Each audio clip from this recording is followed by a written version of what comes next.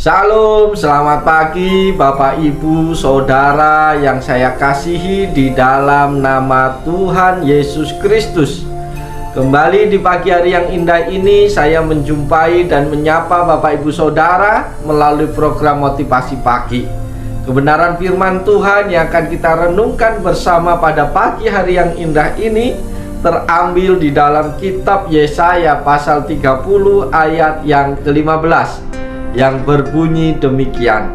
Sebab beginilah firman Tuhan Allah yang Maha Kudus, Allah Israel. Dengan bertobat dan tinggal diam, kamu akan diselamatkan. Dalam tinggal tenang dan percaya terletak kekuatanmu, tetapi kamu enggan. Amin. Bapak Ibu Saudara yang dikasihi oleh Yesus Kristus, melalui kebenaran firman Tuhan pada pagi hari ini kita diperlihatkan bagaimana bangsa Israel yang tidak berpengharapan kepada Tuhan. Ketika ancaman bangsa Babel telah datang atas mereka, maka lantas mereka lekas melakukan rencana untuk mencari pertolongan dari bangsa Mesir untuk membantu serangan Babel. Mereka sudah tidak lagi menghiraukan firman Tuhan yang mengatakan dengan bertobat dan tinggal diam kamu akan diselamatkan. Padahal mereka sudah diingatkan bahwa tidak akan ada kemenangan walaupun mereka mengandalkan kuda yang tangkas, dan bukan pula karena banyaknya pasukan lantas mereka dapat memenangkan peperangan. Bapak Ibu Saudara yang dikasihi oleh Tuhan Yesus Kristus, melalui pengalaman Israel, melalui bagian firman Tuhan yang kita baca pada pagi hari ini, kita dapat belajar apa yang Tuhan kehendaki atas kita pagi hari ini. Pelajaran yang pertama adalah bertobatlah. Pertobatan diambil kata dasar tobat dalam Kamus Besar Bahasa Indonesia. Artinya bahwa tobat diartikan sebagai sadar dan menyesal akan dosa, perbuatan yang salah atau jahat, dan berniat akan memperbaiki tingkah laku dan perbuatan. Saudaraku yang dikasihi Yesus Kristus, pertobatan adalah proses untuk sadar dan menyesal akan dosa atau perbuatan yang salah atau yang jahat, dan berniat akan memperbaiki tingkah laku dan perbuatan. Khusus dalam iman Kristen, pertobatan dalam bahasa Yunani adalah metanoia. Artinya bahwa pertobatan merupakan suatu penyesalan diri yang mengubah pola pikiran yang awalnya jahat dan tidak baik menjadi lebih baik, dan bisa mengubah pola pikir untuk masuk ke dalam ajaran tertentu yang ia kehendaki agar dapat menerima Tuhan kembali. Saudara-saudaraku yang Yesus kasihi, dengan bertobat dari hidup yang penuh khawatir, kita akan mengalami keselamatan dan perlindungan Allah. Kita bertobat dari pengandalan diri dan orang lain dalam mengatasi pergumulan hidup kita. Sama seperti orang Israel yang hendak mengandalkan kekuatan bangsa Mesir untuk menyerang bangsa Babel. Pemikiran seperti itu tidak akan menolong kita untuk menyelesaikan pergumulan kita. Manusia tidak akan mampu menolong kita menghadapi persoalan hidup kita. Hanya kekuatan dari Tuhan saja yang akan memampukan kita menghadapi semua pergumulan hidup kita. Bapak Ibu Saudara yang dikasihi oleh Tuhan, siapapun Anda yang menyaksikan program ini, saya yakin dan percaya Bapak Ibu saat ini punya pergumulan. Besar atau kecil itu relatif. Bapak Ibu yang dikasihi Tuhan, berapa banyak dari antara kita ketika sedang mengalami pergumulan, kita sibuk mencari pertolongan, kita sibuk menanyakan banyak orang, kita sibuk menanyakan, mencari pembelaan atas diri kita kepada orang lain.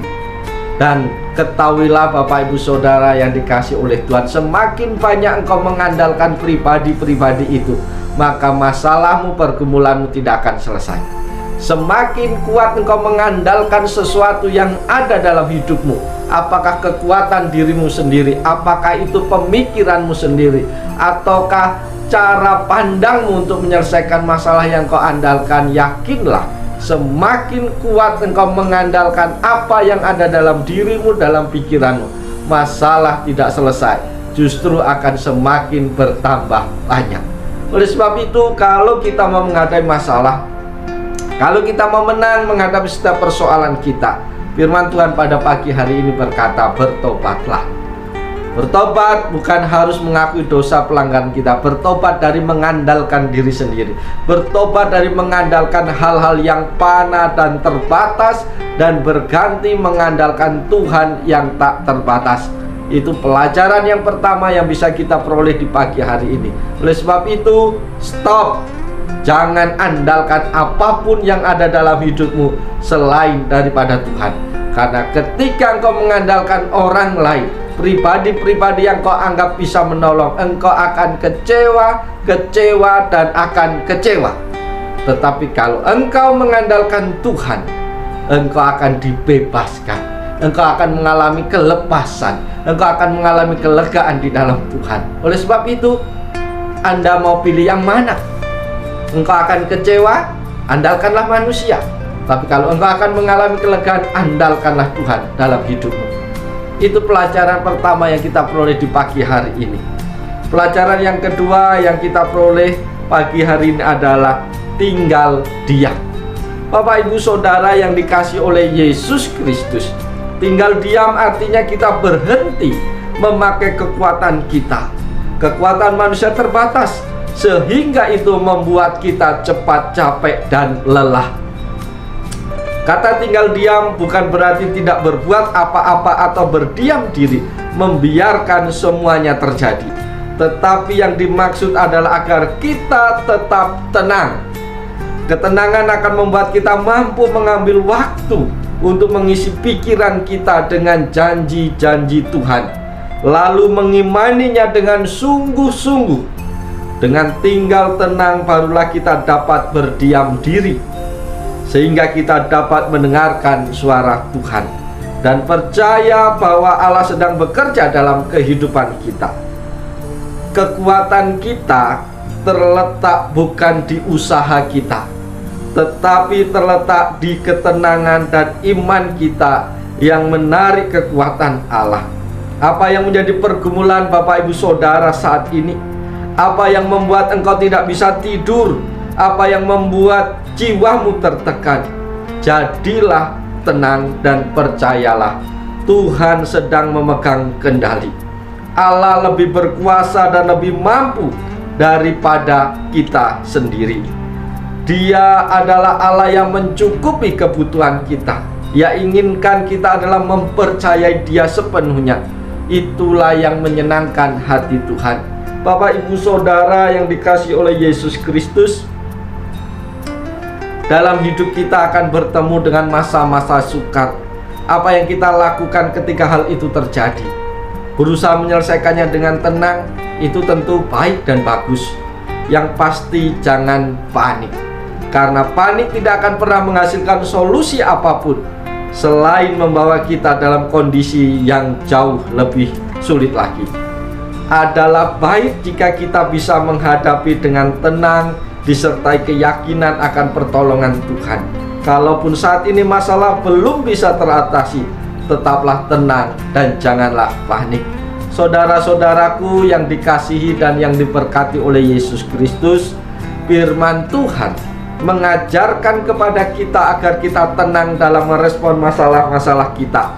Hanya pada saat kita tenang, kita dapat mengingat kembali kebaikan dan kemurahan Tuhan dan janji-janji Tuhan dalam hidup kita.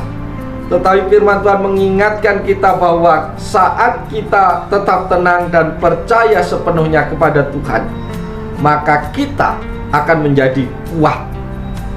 Tenang dan bertahanlah. Tenang artinya menjaga diri kita tetap terkontrol dan dalam kendali yang baik. tidak melakukan hal-hal yang ceroboh dan negatif, tidak khawatir yang berkelebihan, agar kita tetap fokus pada Tuhan dan dapat mengambil keputusan yang baik dan benar. Saudara-saudaraku yang dikasihi oleh Yesus Kristus, apapun masalah pergumulan yang kau hadapi saat ini, mari dengarlah baik-baik. Jadilah tenang dalam menghadapi segala sesuatu. Jangan terburu-buru merespon. Jika kita tidak tahu harus merespon apa, tetaplah tenang dan carilah apa yang firman Tuhan katakan mengenai situasi yang sedang engkau hadapi. Mendengar banyak nasihat atau mencari pengetahuan sebelum tergesa-gesa membuat keputusan adalah hal yang bijak yang dapat kita lakukan. Karena itu, bertobatlah dan tinggallah diam agar hidup kita memperoleh ketenangan dan keselamatan dari Tuhan. Bapak, Ibu, Saudara yang dikasihi oleh Yesus Kristus, layaklah kita bersyukur kepada Tuhan pagi hari ini karena firman Tuhan boleh sampai kepada kita. Firman Tuhan sudah mengingatkan kita, firman Tuhan sudah menegur kita bahwa letak kekuatan kita adalah ketika kita bertobat dan tinggal diam di hadapan Tuhan. Maka segala masalah pergumulan kita akan selesai karena Tuhan yang menyelesaikannya bagi kita. Oleh sebab itu, saat pagi hari ini ketika engkau punya pergumulan yang berat, mari datang pada Tuhan. Jangan datang kepada yang lain. Karena ketika engkau datang kepada yang lain, apakah itu orang, apakah itu pribadi, apa itu pejabat, apakah itu institusi pemerintahan, engkau tidak akan pernah dapat jawaban yang memuaskan.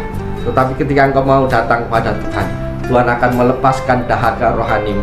Engkau akan mengalami kelegaan. Oleh sebab itu, Bapak, Ibu, Saudara kasih dalam Tuhan, kita tahu rahasia kemenangan kita pagi hari ini, yaitu dengan bertobat dan tinggal diam, kita memperoleh kekuatan yang akan menyelamatkan kita, yang akan melepaskan kita dari segala beban pergumulan hidup kita. Oleh sebab itu, mari saat pagi hari ini kita jalani dengan penuh sukacita, dengan penuh semangat di dalam Tuhan. Lakukan yang terbaik apapun yang menjadi tugas tanggung jawabmu. Jangan engkau dihentikan oleh karena pergumulan dan masalah hidupmu. Hidup harus tetap berjalan karena Tuhan menuntun di setiap langkah kaki kita hari ini. Oleh sebab itu, selamat pagi, selamat beraktivitas. Yakinlah Tuhan bersama dengan Bapak, Ibu, Saudara yang siap menolong, yang siap memberkati Bapak, Ibu sepanjang hari ini. Shalom.